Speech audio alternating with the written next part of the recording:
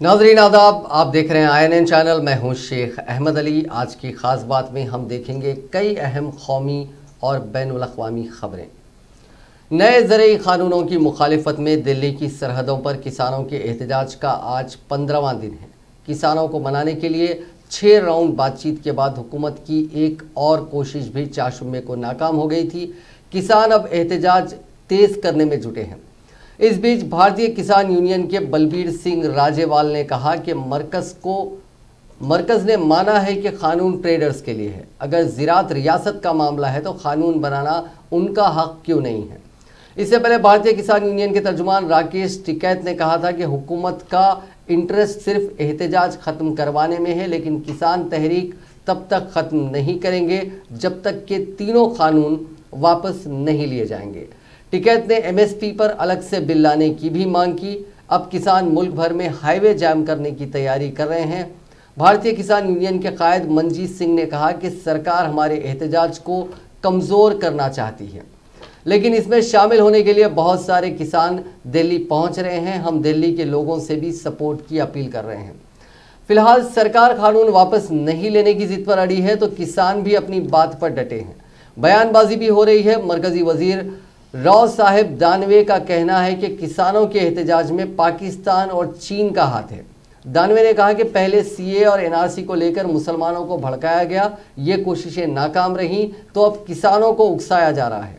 मरकजी वजीर ने यह बात चाशुम्बे को औरंगाबाद में हेल्थ सेंटर के इनॉग्रेशन प्रोग्राम में कही। मरकजी वजीर के इस बयान पर ऑल इंडिया किसान सभा के जनरल सेक्रेटरी हन्नान मोला ने जवाब दिया है। उनका कहना है कि मुल्क के किसानों की बेइज्जती है। किसान अपने हक के लिए लड़ रहे हैं, उन्हें दूसरी ताकतें परेशान नहीं कर सकती। आपको बता दें कि हुकूमत ने ज़रई कानूनों के बदलाव करने समेत 22 पेज का प्रपोजल किसानों को भेजा था, लेकिन बात बनने के बजाय ज़्यादा बिगड़ गई। किसानों ने सरकारी कागज़ को सिरे से खारिज कर दिया और कहा कि अब जयपुर दिल्ली, आगरा दिल्ली हाईवे समेत तमाम नेशनल हाईवेज जाम किए जाएंगे। अंबानी अडानी के प्रोडक्ट्स का बाइकआउट और BJP कायदीन का घेराव किया जाएगा। इस बीच हुकूमत की दूसरी तजवीज़ का भी इंतजार रहेगा।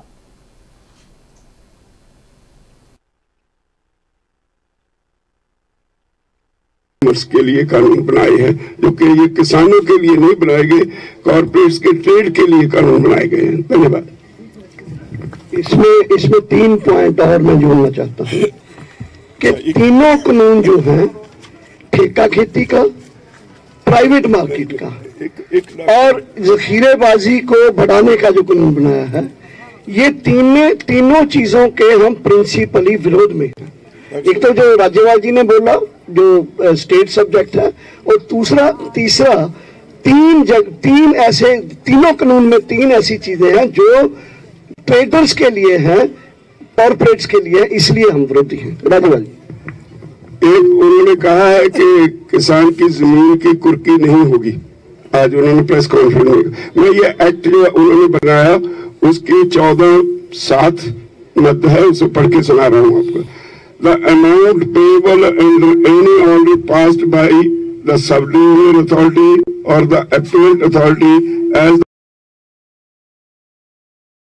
Arrears of land revenue, arrears of land revenue जो डिक्लेयर कर दिया, इसका मतलब है कि जमीन की कुर्की होगी। ये एक्ट में लिखा है। धन्यवाद। एक बेनती और मीडिया को करेंगे। सारा ही मीडिया आपसे पूछता है कि जब सरकार अमेंडमेंट करती है तो क्यों नहीं मान रही हैं जथेबंदियां। हमने बताया कि लाखों किसान सड़कों पर बैठे, महिलाएं हैं, बच्चे हैं, नौजवान हैं, बुजुर्ग हैं। 25 करीब मृतक हो चुकी है किसानों की। उन्होंने अंदर दुख है, दर्द है कि जमीन जाएगी, बेरोजगारी होएगी, खेती उजड़ेगी, बड़ा नुकसान हुआ। आपको बेनती ये करना चाहिए कि मरकजी हुकूमत ने किसानों को साफ इशारे दे दिए हैं कि ज़रई कानूनों की वापसी मुश्किल है। हाँ, अगर कोई फिक्र है तो हुकूमत बातचीत और सुधार के लिए हमेशा तैयार है।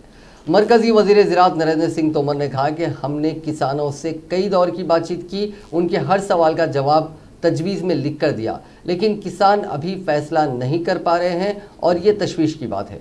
तोमर ने कहा कि बातचीत में किसान यूनियनों ने हमें मुद्दे नहीं बताए तो हमने ही मसाइल को पहचाना और किसानों को बताया। सभी मुद्दों पर सिलसिलेवार ढंग से तजावीज़ बनाकर हमने भेजे, लेकिन किसानों की मांग तो कानून वापस लेने की है। हमारा कहना है कि कानून के जिन प्रोविजंस पर उन्हें एतराज़ है उस पर हम खुले मन से विचार करने यानी गौर करने के लिए तैयार हैं।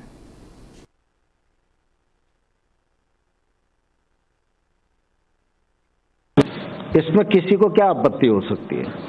अभी कोई भी कानून इस बात को प्रावधानित नहीं करता कि 3 दिन के भीतर उसके उपज का कीमत बेचने के बाद उसको भुगतान हो जाएगा, लेकिन इस कानून में इस प्रकार का प्रावधान किया गया। मूल्य आश्वासन की दृष्टि से कॉन्ट्रैक्ट फार्मिंग नया विषय नहीं है, अभी तक कानून नहीं था लेकिन फार्मिंग हो रही थी, उसके अनुभव भी अच्छे हैं। हम लोगों को लगता था कानूनी प्लेटफॉर्म देंगे, इसका फायदा लोग अच्छे से उठाएंगे, किसान महंगी फसलों की ओर आकर्षित होगा, नई टेक्नोलॉजी से जुड़ेगा, अपनी जोखिम को प्रोसेस पर ट्रांसफर करने में सफल होगा, बुआई के समय उसको मूल्य की गारंटी मिल जाएगी और किसान को और किसान की भूमि को कानून में पूरी तरह से सुरक्षा देने का प्रबंध किया गया। यदि विवाद भी हो प्रोसेसर और किसान के बीच में तो एसडीएम 30 दिन के भीतर उसका निराकरण करेगा, उसे कानून में बांधा गया। और साथ ही साथ यह भी कानून में प्रावधान किया गया कि निर्णय अगर कभी किसान के विरुद्ध भी जाता है तो उससे वसूली सिर्फ आदान की कीमत की हो सकती है, उसके अतिरिक्त नहीं हो सकती, और उसकी वसूली का कोई भी निर्देश एसडीएम के द्वारा किसान की भूमि के विरुद्ध नहीं होगा। किसान की साबिक कांग्रेस सदर राहुल गांधी ने वजीर आजम नरेंद्र मोदी को हदफ़े तनकीद बनाते हुए कहा कि उनकी क़यादत वाली हुकूमत किसी की नहीं सुन रही है और वो मनमानी करके इंसानियत के खिलाफ जुर्म कर रही है। राहुल गांधी ने जुमेरात को ट्वीट किया कि मोदी हुकूमत गरीबों के बुनियादी हुकूक छीन रही है, ये इंसानियत के खिलाफ जुर्म है। मुल्क के बेहतर मुस्तकबिल के लिए हमें हर तबके के हुकूक का एहतराम करना होगा। वहीं कांग्रेस मौसलात के महकमे के सरबराह रणदीप सिंह सुरजेवाला ने भी हुकूमत पर किसानों की बात ना सुनने का इल्ज़ाम लगाते हुए कहा कि वो तहरीक चलाने वाले किसानों को नज़रअंदाज कर रही है। उन्होंने कहा कि तारीख में ये भी दर्ज होगा कि जब अनाज पैदा करने वाले किसान 16 दिनों से सड़क पर हुकूक की जंग लड़ रहे थे, तब आप सेंट्रल विस्टा के नाम पर अपने लिए एक महल खड़ा कर रहे थे। जमहूरियत में इख्तिदार जुनून पूरा करना नहीं, अवामी खिदमत और अवामी फलाह बहबूद के लिए काम करने का एक जरिया होता है। मरकजी वजीर बराए अक़लियती उमूर और हज मुख्तार अब्बास नकवी ने ऐलान किया है कि हज 2021 के लिए सिर्फ 43,000 दरखास्तें मौसूल हुई हैं और उसके पेश नज़र आखिरी तारीख में 10 जनवरी तक तौसी कर दी गई है, जबकि इस बार मुल्क में 21 के बजाय 10 रवानगी मराकज़ होंगे, यानी जो डिपार्चर सेंटर्स होते हैं, और महरम के बगैर हज का सफ़र करने वाली ख़वातीन की 500 दरखास्तें मिली हैं और उन्हें बिला कुरानंदाजी से मंजूर कर लिया जाएगा। उन्होंने मज़ीद कहा कि हज 2021 के अखराजात के तखमीने की बुनियाद पर फ़ीस मुकर्रर की गई और सऊदी अरब से मौसूला इत्तला की बुनियाद पर इसमें कमी की गई है। मुंबई और अहमदाबाद से सफ़र करने वाले आज़मीन हज तकरीबन 3,30,000 रुपये अदा करने होंगे। बेंगलुरु, लखनऊ, दिल्ली और हैदराबाद मराकज़ से तकरीबन 3.5 लाख रुपये और कोचीन और श्रीनगर से 3,60,000 रुपये, जबकि कोलकाता से 3,70,000 और गुवाहाटी से सबसे ज़्यादा 4 लाख रुपये अदा करने होंगे। मुख्तार नकवी ने एक सवाल के जवाब में कहा कि वन नेशन वन फेयर यानी एक मुल्क एक किराया फ़िलहाल मुमकिन नहीं है, लेकिन ये एक अच्छी तजवीज़ है जिस पर सभी एयरलाइंस को अमल करना चाहिए। मौजूदा किराया एस्टीमेट की बुनियाद पर है और सिर्फ अजीज़िया कैटेगरी के लिए है, इसमें कमी बेशी होने का इम्कान है। उन्होंने कहा कि वबाई मर्ज़ के पेश नज़र आलमी प्रोटोकॉल के रहनुमायाना खतूत पर मुस्तैदी से अमल किया जाएगा। अभी सऊदी अरब हुकूमत ने उम्र के बारे में कोई हिदायत नहीं जारी की है, लेकिन उम्रा के लिए सऊदी हुकूमत ने 18 से 50 की उम्र वाले आज़मीन उम्रा को मंजूरी दी थी और अब इसमें 65 साल तक तौसी की जा सकती है।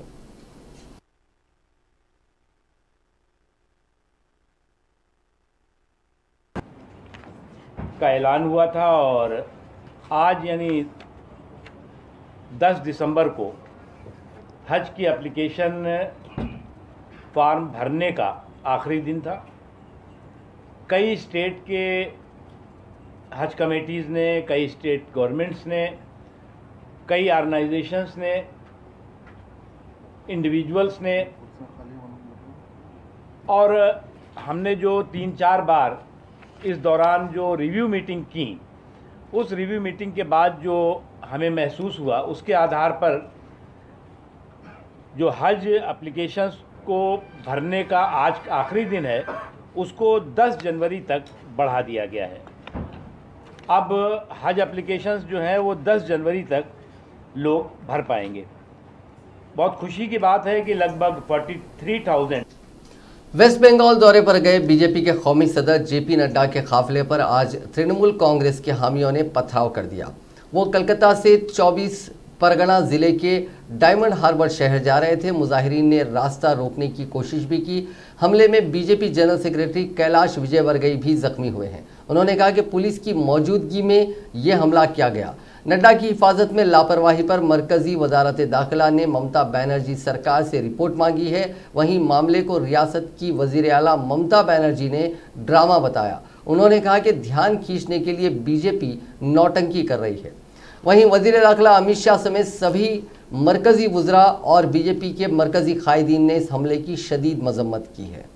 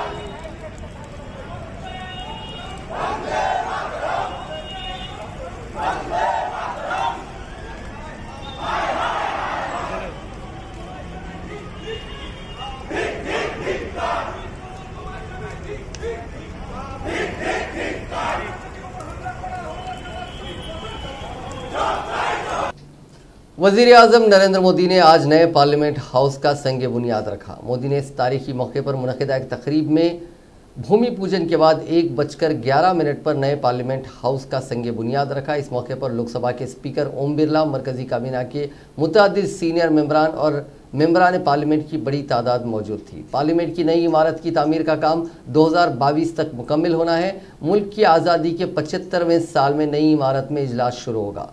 पार्लियामेंट की नई इमारत जदीद टेक्नोलॉजी से आरास्ता होगी। इसमें हिफाजत के लिए जदीद तरीन आलात लगे होंगे।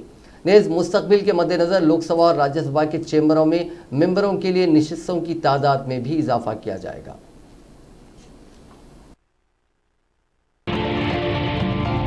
इस लोकतंत्र का मंदिर है संसद भवन। जहां होती है जन जन की आकांक्षाओं पर चर्चा और देश के भविष्य की दिशा तय। मौजूदा संसद भवन को बनाया गया था 100 साल पहले। इन 100 सालों में आवश्यकताओं के अनुरूप इसे कई बार रिपेयर और रेनोवेट किया जा चुका है, पर अब पुरानी संरचना में सीटिंग क्षमता बढ़ाना मुमकिन नहीं, और ना ही मुमकिन है इंफ्रास्ट्रक्चर और टेक्नोलॉजी में सुधार कर उसे अपग्रेड करना। इसीलिए आज नया संसद भवन एक विकल्प नहीं, बल्कि 21वीं सदी के नए और आत्मनिर्भर भारत के लिए जरूरत बन गया है। एक भारत श्रेष्ठ भारत की भावना को संजोए नया संसद भवन फैला होगा 64,500 वर्ग मीटर के विशाल एरिया में, जिसका निर्माण 21 महीनों यानी कि आजादी की 75वीं सालगिरह तक संपन्न कर लिया जाएगा। और इसे खास बनाएगा हमारी सांस्कृतिक विविधताओं से प्रेरित इसका त्रिभुजाकार डिजाइन, जिसे बेहतर स्पेस मैनेजमेंट के लिए भूकंपरोधी सिस्टम के मुताबिक Z और Z+ लेवल की सुरक्षा सुनिश्चित करने, इको फ्रेंडली ग्रीन कंस्ट्रक्शन से बिजली खपत को 30% तक कम करने और अगले 150 से ज्यादा सालों की जरूरतों पर खरा उतरने के लिए बनाया जाएगा। नए संसद भवन की कुल सीटिंग क्षमता पहले के मुकाबले 150% से भी अधिक होगी। मतलब अब लोकसभा कक्ष में 888, राज्यसभा कक्ष में 384, जबकि संयुक्त संसद अधिवेशन में 1272 सांसदों की सीटिंग क्षमता होगी। साथ ही डिजिटल इंटरफेस और आधुनिक सुविधाओं से युक्त होंगे सांसद कार्यालय, और लोकसभा और राज्यसभा हॉल होंगे हाई क्वालिटी ऑडियो वीडियो और हर एक डेस्क इलेक्ट्रॉनिक गैजेट से लैस। इसके अलावा यहाँ पर होगा भारत की भव्य विरासत को दर्शाता संविधान हॉल, पुस्तकालय, समिति कक्ष और भोजन क्षेत्र। मतलब कि नया संसद भवन होगा 130 करोड़ देशवासियों की आशाओं को नई बुलंदियां देने वाला, हमारे देश के मजबूत लोकतंत्र को नए आयाम देने वाला, क्षेत्रीय कला, कौशल और कारीगरी की अद्भुत झलकियों को अपने कण कण में समाने वाला, और विशाल स्पेस और चेंबर्स से कहीं बढ़कर हमारे देश के विराट लोकतांत्रिक लक्ष्यों को साकार करने वाला। जैसे औपनिवेशिक काल के पुराने शहीद स्मारक के सामने हमने बनाया है नेशनल वॉर मेमोरियल, ठीक वैसे ही पुराने संसद भवन के सामने आज हम बनाने जा रहे हैं नए और आत्मनिर्भर भारत को समर्पित नया संसद भवन। तो आइए आज इस ऐतिहासिक पल का साक्षी बनते हैं जब प्रधानमंत्री नरेंद्र मोदी करने जा रहे हैं। अपने मुल्क में 25 लाख से ज्यादा की आबादी पर एक लोकसभा एमपी है। ये दुनिया में सबसे ज्यादा है। लेकिन कॉन्स्टिट्यूशन ऑफ इंडिया 10 लाख की आबादी पर एक एमपी होने की बात कहता है। साथ ही कहता है कि एमपीज की तादाद 550 से ज्यादा नहीं हो सकती। इसी आबादी के हिसाब से रियासतों में सीटों की तादाद बढ़ाने या घटाने की बात भी हमारे कॉन्स्टिट्यूशन में कही गई है। इसके हिसाब से 1971 तक मुल्क और अलग अलग रियासतों में सीटों की तादाद भी घटी और बढ़ी, लेकिन पिछले 50 सालों से इसमें कोई बदलाव नहीं हुआ। इसका नतीजा ये हुआ कि आज यूपी में 30 लाख लोगों पर एक एमपी है, तो तमिलनाडु में करीब 20 लाख लोगों पर एक है। इससे दो तरह के सवाल उठते हैं। पहला, मौजूदा आबादी के हिसाब से रियासतों में सीटों की तादाद में बदलाव किया जाए तो कहाँ कितने एमपी होंगे और कितने लोगों पर एक रुकन पार्लियामेंट होगा। दूसरा, 10 लाख की आबादी पर एक एमपी हो तो मुल्क में कितने एमपीज होंगे और किस रियासत में कितने एमपीज होंगे। हिंदुस्तान की मौजूदा आबादी के हिसाब से अगर रियासतों में सीटों को बांटा जाए तो यूपी में सीटों की तादाद बढ़कर 94 हो जाएगी। बिहार, राजस्थान और मध्य प्रदेश जैसे शुमाली रियासतों में भी सीटें बढ़ेंगी। वहीं तमिलनाडु, केरल और आंध्र प्रदेश जैसी जुनूबी रियासतों में सीटों की तादाद घटेगी। इस हालत में 25,25,000 की आबादी पर एक एमपी होगा। हालांकि इसमें छोटे रियासतें शामिल नहीं हैं। कॉन्स्टिट्यूशन में छोटे रियासतों के लिए कम से कम एक सीट की गुंजाइश दी गई है। अगर मुल्क में 550 सीटों की शर्त को ख़त्म कर दें और हर 10 लाख की आबादी पर एक एमपी वाले कायदे के हिसाब से सीटें बांटी जाए तो अकेले यूपी में सीटों की तादाद 238 हो जाएगी। इस हालत में मुल्क में जुमला 1375 1375 सीट्स होंगी। यहाँ एक बात और बता दें कि जिन रियासतों में 6 लाख से कम की आबादी है वहाँ 10 लाख पर 1 सीट वाला कानून लागू नहीं होगा। ऐसे रियासतों में 1 MP तो रहेगा ही रहेगा। ये हम नहीं, कॉन्स्टिट्यूशन कहते हैं। कॉन्स्टिट्यूशन कहता है कि दस्तूर हिंद के मुताबिक आबादी की बुनियाद पर सीटें तय होंगी, यानी जहां आबादी ज्यादा वहां सीटें भी ज्यादा। 1970 के दहे में हुकूमत ने फैमिली प्लानिंग पर भी जोर दिया था। इसका नतीजा यह हुआ कि जुनूब की रियासतों ने तो इस पर काम किया, लेकिन शुमाली हिंद की रियासतों में इस पर ज्यादा काम नहीं हुआ। नतीजतन जुनूब की रियासतों में आबादी कम और शुमाली रियासतों में आबादी बढ़ने लगी। अब फिक्र यह हुई कि जिन्होंने फैमिली प्लानिंग कर आबादी काबू में की उनके यहाँ सीट्स कम हो जाएंगी, यानी पार्लियामेंट में उन रियासतों की नुमाइंदगी भी कम हो जाएगी, और जिन रियासतों में आबादी बढ़ी वहाँ सीटें बढ़ेंगी और पार्लियामेंट में उनकी नुमाइंदगी भी बढ़ेगी। इस पर तनाज़ा हुआ और 1977 में हुकूमत ने कॉन्स्टिट्यूशन में तरमीम कर तय कर दिया कि 2001 तक 1971 की मरदमशुमारी यानी सेंसस की बुनियाद पर ही पार्लियामेंट में सीट्स होंगी। लेकिन 2002 में अटल बिहारी वाजपेयी की हुकूमत ने इसे बढ़ाकर 2026 कर दिया, यानी 2026 तक जो सीटों की तादाद है वो बरकरार रहेगी और आगे क्या होगा ये तो आने वाली सरकार ही तय करेगी। देखते हैं एक और अहम खबर। कोटा के mother and child centre JK loan mother and child centre में करीब 8 घंटे के अंदर 9 नौज़ायदा बच्चों की मौत हो गई। जुमेरात की सुबह 3 बजे पहले बच्चे की जान गई और सुबह करीब 10:30 बजे 9वीं मौत हुई। इन सभी बच्चों की उम्र 1 से 7 दिन के बीच थी। ये पहली बार नहीं है जब इस अस्पताल में मासूमों की इस तरह से मौत हुई हो। पिछले साल इसी अस्पताल में नवंबर-दिसंबर में 35 दिन के अंदर 107 बच्चों की जान गई थी। बच्चों की मौत के बाद कलेक्टर अस्पताल पहुंचे। उन्होंने फौरी 5 एडिशनल डॉक्टर्स और 10 नर्सिंग स्टाफ तैनात करने के अहकाम दिए। उधर रियासत के वजीर सेहत रघु शर्मा ने पूरे मामले की रिपोर्ट तलब की है। एक्सपर्ट्स कमेटी 24 घंटे में रिपोर्ट देगी। जहां 8 घंटे में 9 बच्चों की जान गई, वहीं हॉस्पिटल का इस पर लीपापोती वाला बयान है। अस्पताल के डायरेक्टर डॉक्टर SC दुलारा ने कहा कि 9 बच्चों में से 3 जब अस्पताल पहुंचे तो उनकी जान जा चुकी थी। 3 को पैदाइशी बीमारी थी, इनमें एक का सिर ही नहीं था और दूसरे के सिर में पानी भर गया था। तीसरे में शुगर की कमी थी। जो 2 बच्चे दूसरे अस्पताल से रिफर होकर आए हैं उन्हें इन्फेक्शन था। डॉक्टर दुलारा ने कहा कि अस्पताल में हर महीने करीब 60 से 100 बच्चों की मौत होती है। रोज के लिहाज से यह आंकड़ा 2 से 5 के बीच रहता है। हालांकि एक दिन में 9 बच्चों की मौत मामूली नहीं है।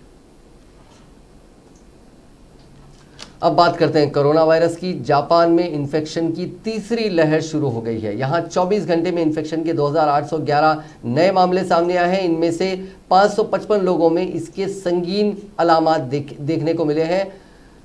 एक न्यूज एजेंसी के मुताबिक वहां के 6 रियासतों में इन्फेक्शन तेजी से बढ़ रहा है। अब तक मुल्क में 1,65,840 मामले सामने आए हैं और 2,420 अमवात हुई हैं। वहीं यूनाइटेड नेशंस के सेक्रेटरी जनरल एंटोनियो गुटेरेस ने कहा है कि वो कोरोना का टीका लगवाएंगे। लोगों के हक में ऐसा करना उनकी अखलाकी जिम्मेदारी है। जब भी ये मुझे मिल जाएगा, वो जो भी हालत में हो, मैं टीका लगवाऊंगा। मैं सबके सामने इसे लगवाऊंगा। मैं लोगों से भी कहूंगा कि अगर वैक्सीन उन्हें मिल रही है तो वो ज़रूर लगवाएं। इसी बीच दुनिया में कोरोना मरीजों का आंकड़ा 6,94,00,000 के पार हो गया। 4,81,00,000 से ज़्यादा लोग ठीक हो चुके हैं। अब तक 15,78,000 से ज़्यादा लोग जान गंवा चुके हैं। दुनिया भर में अब भी 1,96,70,514 अफराद ज़ेरे इलाज हैं। हिंदुस्तान में कोरोना इन्फेक्शन के मामले एक दिन बढ़ने के बाद इसमें एक बार फिर कमी वाक़ई हुई है और सेहतमंद अफराद की तादाद में मुसलसल इजाफे की वजह से एक्टिव केसेस 4.25 लाख से नीचे आ गए हैं। मंगल के रोज़ कोरोना केसेस की तादाद 26,567 थी और चारशंबे के रोज़ 32,080 हो गई। लेकिन जुमेरात के रोज़ ये मामूली तौर पर कम हुई और 32,000 से कम हो गई। सेहत और ख़ानदानी बहबूद की वजारत के जारी करदा आदाद-ओ-शुमार के मुताबिक गुज़िश्ता 24 घंटों के दौरान 31,521 नए केसेस सामने आए हैं, जिनमें इन्फेक्शन की कुल तादाद 97,67,000 हो गई है। इसी अरसे के दौरान 37,725 मरीजों की बाजियाबी की वजह से कोरोना को शिकस्त देने वालों की तादाद बढ़कर 92,53,000 हो गई है और एक्टिव केसेस की तादाद 6,616 से कम होकर 3,72,000 हो गई है। इसी अरसे में 412 मरीजों की हलाकत के साथ अमवात की तादाद बढ़कर 1,41,772 हो गई है। तेलंगाना में कोविड-19 के 643 नए मामला दर्ज किए गए हैं, जिसके बाद रियासत में मामलात की तादाद बढ़कर 2,75,904 हो गई है। रियासत में बहैसियत मजमूई अमवात की तादाद बढ़कर 1482 हो गई है, क्योंकि गुज़िश्ता 24 घंटों के दौरान मजीद 2 अमवात हुई हैं। महकमा सेहत की जानिब से जारी करदा बुलेटिन में कहा गया है कि रियासत में 805 अफराद रुबे सेहत हुए हैं, जिसके बाद रियासत में अब तक इस मर्ज से रुबे सेहत होने वालों की तादाद बढ़कर 2,66,925 हो गई है। रियासत में 7,497 एक्टिव केसेस हैं, जिनमें से 5,434 मरीज घरों पर या फिर अस्पतालों में अलग रखे गए हैं, जहां उनका इलाज किया जा रहा है। गुज़िश्ता 24 घंटों के दौरान कोविड-19 के 53,396 मायने किए गए, ताहम 318 नमूनों की रिपोर्ट्स का इंतजार है। बहैसियत मजमूई 59,73,31 नमूनों की जांच रियासत में इस मर्ज के फैलने के बाद से की गई है। जीएचएमसी हुदूद में 109 नए मामला दर्ज किए गए हैं। बकिया मामलात रियासत के दीगर अजला में दर्ज किए गए हैं। हिंदुस्तान में कोरोना वैक्सीन की इमरजेंसी अप्रूवल के लिए और इंतजार करना पड़ सकता है। इस सिलसिले में 4 शुंबे को drug regulator central drugs standard control organisation CDSCO की सब्जेक्ट एक्सपर्ट कमेटी की मीटिंग हुई थी। इसमें तीनों ही कंपनियों के वैक्सीन के डेटा पर बहस हुई, जिन्होंने इमरजेंसी अप्रूवल मांगा है। कमेटी ने तीनों ही वैक्सीन कैंडिडेट्स के इमरजेंसी अप्रूवल के एप्लीकेशन पर कुछ सवाल उठाए हैं, जिनके जवाब कंपनियों को देने को कहा गया है। ये मीटिंग बेहद अहम रही, क्योंकि इसे हिंदुस्तान में वैक्सीन के इमरजेंसी अप्रूवल प्रोसेस की फॉर्मल शुरुआत कहा जा सकता है। सब्जेक्ट एक्सपर्ट कमेटी की सिफारिशों की बुनियाद पर ही CDSCO फैसला लेता है। पहला सीरम इंस्टीट्यूट ऑफ इंडिया यानी SII ने ऑक्सफोर्ड यूनिवर्सिटी और एस्ट्राजेनेका की वैक्सीन कोविशील्ड के लिए इमरजेंसी अप्रूवल मांगा था। इस पर सब्जेक्ट एक्सपर्ट कमेटी ने 3 बातें कही। पहला, हिंदुस्तान में चल रहे फेज 2 या 3 क्लिनिकल ट्रायल्स की सेफ्टी डेटा अपडेट किया जाए। दूसरा, यूके और हिंदुस्तान में हुए क्लिनिकल ट्रायल्स का इम्यूनोजेनिसिटी डेटा पेश किया जाए। और तीसरा, ब्रिटेन में ड्रग रेगुलेटर के इमरजेंसी यूज एप्लीकेशन पर क्या फैसला हुआ। जब सीरम इंस्टीट्यूट ये जानकारी मुहैया कराएगा, तब हिंदुस्तान में इमरजेंसी अप्रूवल पर गौर किया जाएगा। अमेरिकी कंपनी फाइजर और उसकी जर्मन पार्टनर बायोएनटेक ने अपनी mRNA वैक्सीन के लिए इमरजेंसी अप्रूवल मांगा है। इस वैक्सीन को यूके, बहरीन और कनाडा में इमरजेंसी अप्रूवल मिल चुका है। फाइजर ने कमेटी के सामने पेश होने के लिए और वक्त मांगा है। दरअसल 4 शुंबे को ही यूके में हेल्थ अथॉरिटी ने 4 लोगों को वैक्सीन से एलर्जी होने पर अलर्ट जारी किया है। इसे लेकर फाइजर ने कमेटी से वक्त मांगा था और उसे वो वक्त दे दिया गया। उसे कहा गया है कि जब भी वो तैयार हो वो अप्रोच कर सकती है। तीसरा, भारत बायोटेक ने अपनी वैक्सीन कोवैक्सीन के लिए इमरजेंसी अप्रूवल मांगा है और साथ में फेज 1 और 2 का डेटा पेश किया। कमेटी ने उसे फेज 3 ट्रायल्स का सेफ्टी और एफिकेसी डेटा पेश करने को कहा। दरअसल कंपनी की वैक्सीन के फेज 3 ट्रायल्स 11 नवंबर को शुरू हुए हैं। इसका सेफ्टी और एफिकेसी डेटा 42 दिन बाद ही मुहैया किया जा सकेगा।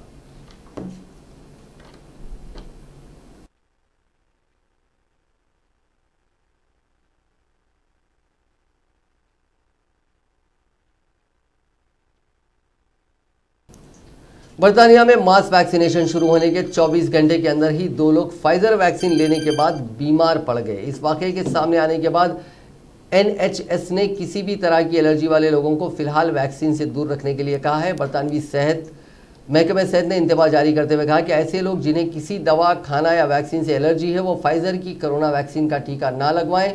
बता दें कि बर्तानिया में पिछले मंगल से मुल्क भर में बड़े पैमाने पर कोविड वैक्सीन लोगों को दी जा रही है। वैक्सीन लगाए जाने के बीच अब खबर आई है कि 2 लोग वैक्सीन लगाए जाने के बाद से बीमार हैं। मामले की संगीनी के पेश नज़र बरतानवी महकमे सेहत ने कहा कि वैक्सीन को हर पैमाने पर परखने के बाद ही वैक्सीन को मंजूरी दी गई है। ऐसे में सिर्फ 2 लोगों के अलावा किसी और को ऐसी कोई दिक्कत नहीं आई है।